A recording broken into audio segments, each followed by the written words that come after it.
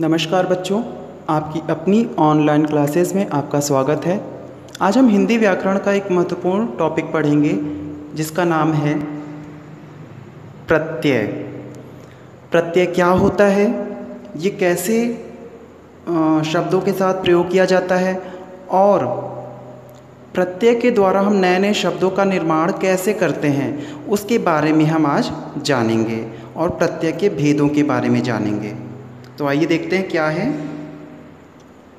देखिए, प्रत्यय क्या होते हैं।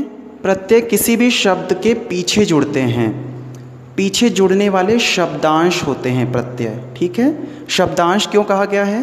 क्योंकि ये कोई शब्द नहीं होते हैं, संपूर्ण शब्द नहीं होते हैं, बल्कि शब्दों के अंश होते हैं, शब्दों के टुकड़े होते हैं, इसलिए इन्हें शब्दांश कहा गया है। शब्दों के अंश यानी शब्दों के टुकड़े। तो वे शब्दांश जो किसी शब्द के अंत में जुड़कर उसके अर्थ में परिवर्तन ला दें या फिर नए शब्दों का निर्माण कर देते हैं, वे शब्दांश ही प्रत्यय कहलाते हैं। जैसे कि चंचल शब्द है, चंचल में जब ता प्रत्यय जुड़ जाता है तो नया शब्द बनता है चंचलता। ठीक, इसी तरह से पढ़ धन आई बराबर पढ़ाई। पंडित धन आइन बराबर पंडिताइन।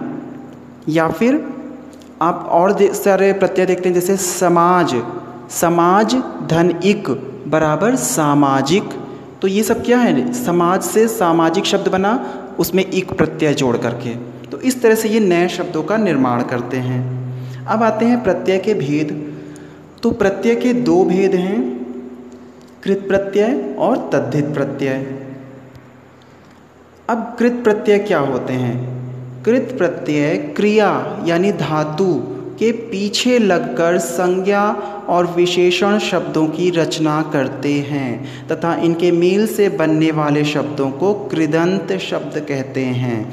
देखिए, कृत शब्द प्रारंभ होता है क से, इसका प्रारंभ हो रहा है क से, और क्रिया का प्रारंभ भी किससे हो रहा है? क से। अर्थात कृत प्रत्यय किस में जुड़ते हैं? क्रिया के में जुड़ते हैं, और क्रिया में नहीं बल्कि क्रिया के मूल रूप में, जिसे हम धातु कहते हैं। आपने संस्कृत में पढ़ा होगा धातु रूप, आपने पढ़ा पठ धातु, लिख धातु, हस धातु, और उनसे क्रियाएं फिर बनती हैं। पठति पठता पठन्ति, लिखति लिखता लिखन्ति, ये सब क्रियाएं बनती हैं उनमें प्रत्यय जोड़ने पर।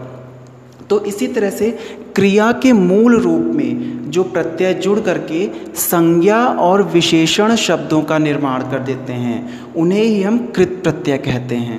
जैसे पढ़, पढ़ शब्द क्या है? क्रिया का मूल रूप है। अब इसमें जब हमने पढ़ धन आई लगाया तो बना शब्द पढ़ाई। पढ़ाई क्या है? पढ़ाई एक नया शब्द बन गया। इसी तरह से उड़, उड़ में जब आन प्रत्यय लगाया तो बना उड़ान। ठीक है, उड़ में आन प्रत्यय लगाया तो बना उड़ान। उड़ान क्या है?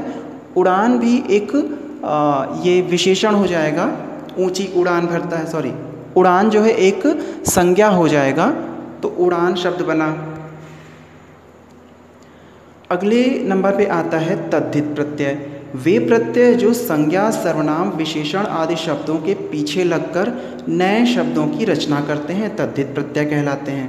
अब देखिए, कृत प्रत्यय जो थे वो क्रिया के मूल रूप के पीछे लगते थे, जबकि तद्धित प्रत्यय जो हैं वो संज्ञा, सर्वनाम, विशेषण आदि शब्दों के पीछे लगकर नए शब्दों की रचना करते हैं। तो मैंने जैसा पहले भी बताया था, का से कृत और का से क्रिया, तो ये याद करने का एक तरीका है आपके कि जो प्रत्यय क्रिया के मूल रूप के पीछे लगकर नए शब्दों का निर्माण करते हैं वो कृत प्रत्यय हैं, और बाकी जो संज्ञा, सर्वनाम, विशेषण आदि के पीछे लगकर करते हैं वो तद्धित हो गए। तद्धित प्रत्यय का उदाहरण है जैसे लड़का। लड़का से बना शब्द लड़कपन। कैसे बना? लड़का में जब हम पन प्रत्यय जोड़ते हैं तो बनता है लड़कपन। लड़का क्या है? एक संज्ञा शब्द है और जातिवाचक संज्ञा है, इसमें पन प्रत्यय जोड़ने से बना लड़कपन। लड़कपन जो है ये एक अवस्था है, भाववाचक संज्ञा बन गया, तो एक नया शब्द बना लड़का। जो जातिवाचक था उससे लड़कपन बन गया, भाववाचक संज्ञा। आगे देखते हैं, लघु से लघुता बना। लघु मतलब छोटा, ये एक विशेषण शब्द है, लघु छोटा, और उसमें ता प्रत्यय जोड़ा तो बना लघुता, एक नया शब्द बन गया।